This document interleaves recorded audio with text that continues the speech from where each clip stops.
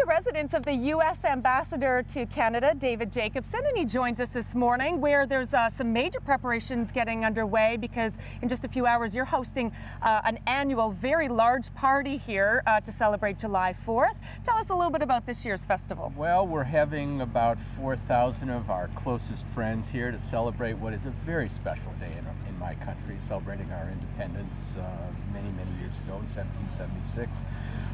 It's our chance to get together with our Canadian friends and just demonstrate the strength of the relationship between our two countries. Let's talk a little bit about the theme. This year, it's not barbecue as it was in previous years. What are you going for this year? Well, this year it is going to be a picnic, a family picnic, kind of like the picnics we used to have back home in Chicago, have a few more people. But we decided that doing barbecue wasn't such a good idea. It didn't work out so well last year.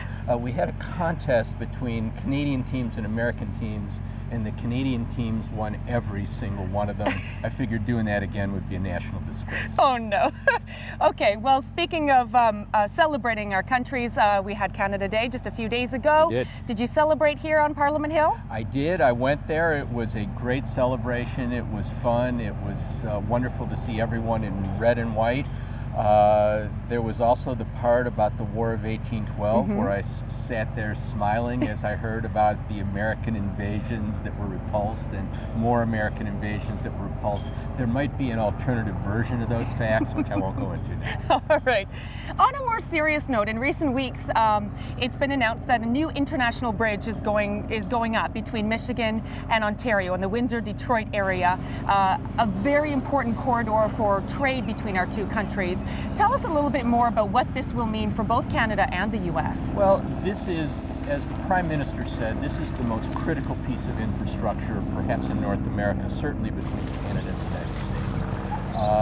It is going to probably create tens of thousands of jobs on both sides of the border just to build it. And it's going to create the infrastructure that is going to allow for the economic development of the entire region on both sides of the border for generations. So it's a big deal. Since we chatted last year and we talked about U.S. and Canada relations, where are we today, a year later?